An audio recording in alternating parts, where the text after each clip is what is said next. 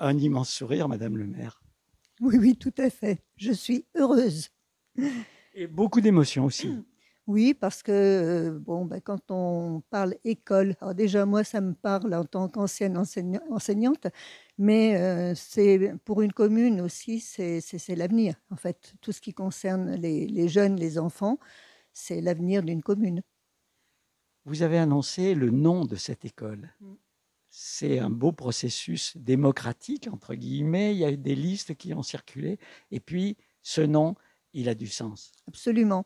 Euh, Au départ, on avait demandé aux enseignants de voir avec les enfants pour essayer de trouver un nom pour la nouvelle école. Et il en est ressorti qu'il fallait, en fait, ce qu'ils ont proposé, parce qu'il y a un homme quand même au niveau de l'équipe enseignante, c'était, il fallait que ce soit une femme française et qui se soit illustrée. Donc à partir de là, on a commencé à réfléchir sur différentes femmes qui sont quand même nombreuses hein, au niveau de... Quand on commence à chercher, il y en a pas mal. Absolument. Et on a retenu une liste de 10, pardon, de 10 noms. Et à la suite de ça, on a fait, entre guillemets, voter la population, c'est-à-dire que par le biais du site internet, on proposait les 10 noms qui avaient été retenus. Et ben, ça a été quand même assez important. Je ne me rappelle plus le nombre de votants, mais en fait, ça a été important.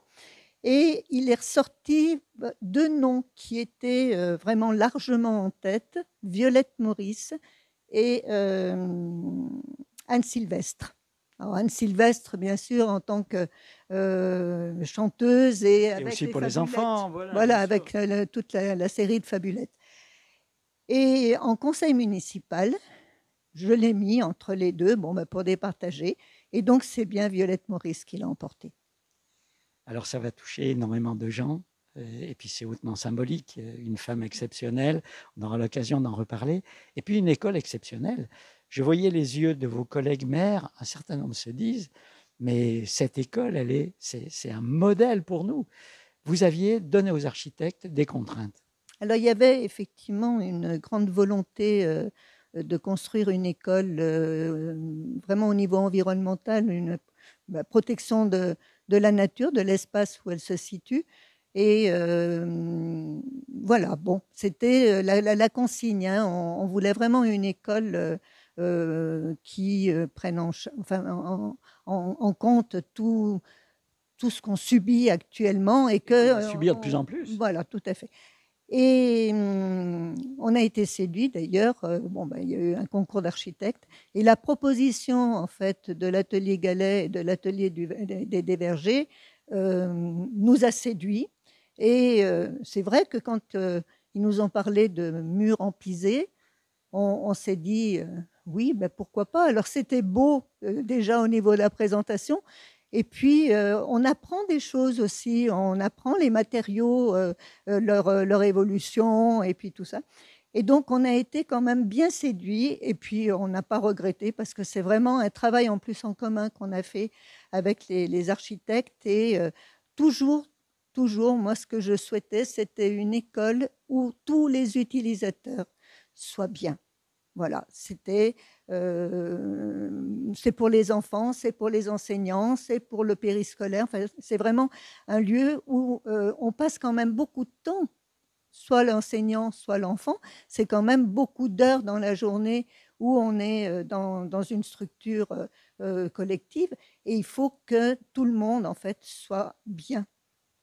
Alors aussi, une construction faite par des entreprises de chez nous. C'est impressionnant, ça. Ouais. Oui, oui, sur les 15 lots, en fait, 13 lots ont été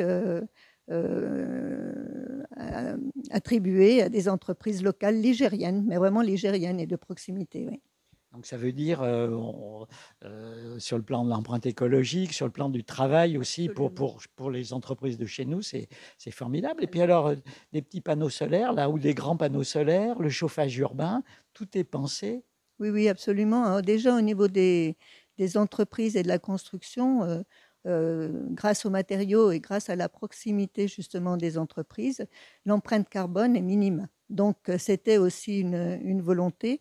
On est très fiers aussi du photovoltaïque, qui est une première au niveau de la Loire, puisque c'est de l'autoconsommation collective, ce qui veut dire que l'école est alimentée par les panneaux photovoltaïques, mais également on a un tiers des bâtiments communaux qui sont alimentés par cette même électricité. Donc c'est important. Le réseau de chaleur également, en fait.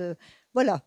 Et puis de même la cuisine intercommunale, qui est aussi vraiment une cuisine de proximité, puisque les repas en fait ont des produits qui sont des produits locaux, des produits bio, enfin voilà. C'est une réelle volonté dans une globalité au niveau de cette Alors, construction. vous nous aviez dit tout à l'heure qu'il y avait 3 possibilités pour transformer cette école qui n'allait plus. Il fallait faire des choses, construire sur place, dans la cour, rénover ou carrément partir de rien sur un terrain qui appartient à la commune.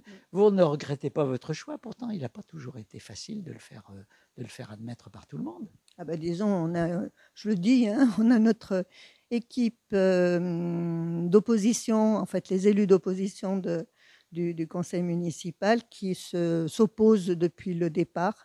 Voilà. Bon, ben, ils sont là aujourd'hui, donc je peux supposer que finalement, ils adhèrent maintenant au projet. Mais oui, non, mais ça n'a pas été au niveau de cette... bon. Puis on avance. Voilà. Mais moi, je suis ravie d'avoir fait ce choix parce qu'on voit le résultat. Merci madame et bravo. Merci. Et merci à Jean-Marc pour la réalisation technique.